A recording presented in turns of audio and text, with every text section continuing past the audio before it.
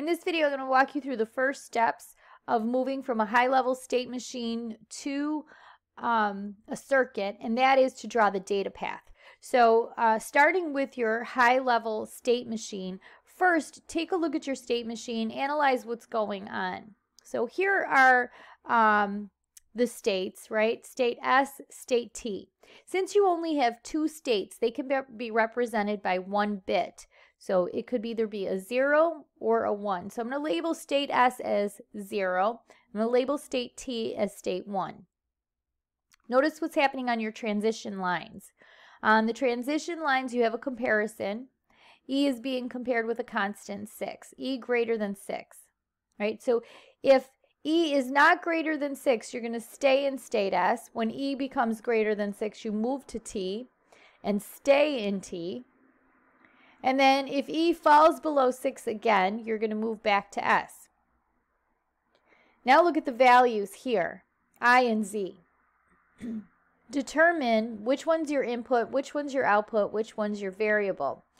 With I and Z, since arithmetic is being performed on I is your variable, right? Because this I plus 2 is happening.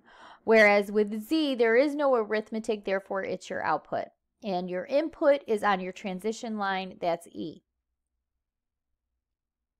Okay, so I have some notes here about Z, why Z is your output, why I is your variable, your steps. So now we're drawing our data path first, then we're going to draw the finite state machine, then the truth table with equations, and then a fourth step would be to draw the combinational circuit.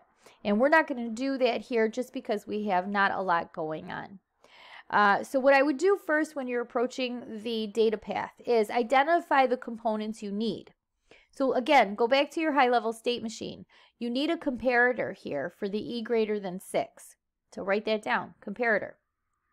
Right, you need an adder for I plus 2. So we have an adder happening. For your output Z, you're going to need a mux and register combination because Z can be 0 or Z can be I. So Z has two possible values. For I, you need the same thing, a mux register combination, because I can be 0 or I can be the output of the adder. So it has two possible values again. So I see two 2-to-1 muxes here.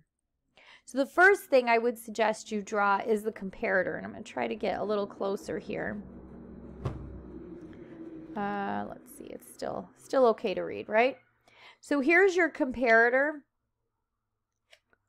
off to the left here, right? And so do all your labeling first. So your two inputs are labeled as A and B. Your outputs are labeled as greater than, less than, equal to. In this case, we have E greater than 6. So write them just as you read them, left to right, right? E greater than 6. Your output flag is going to be the greater than line, and this output then serves as input into the combinational logic. So the greater than flag is going to be set to 1 if E is greater than 6. If E is not greater than 6, this is going to be set to 0. So this is the one you care about. It's going to be a single bit that comes out. Okay, next draw your Z mux register combination and label everything on each item. So on your mux, I have two possible inputs, one output, right? So you have I1, I0. It's a 2-to-1 mux. Your output is labeled as Y.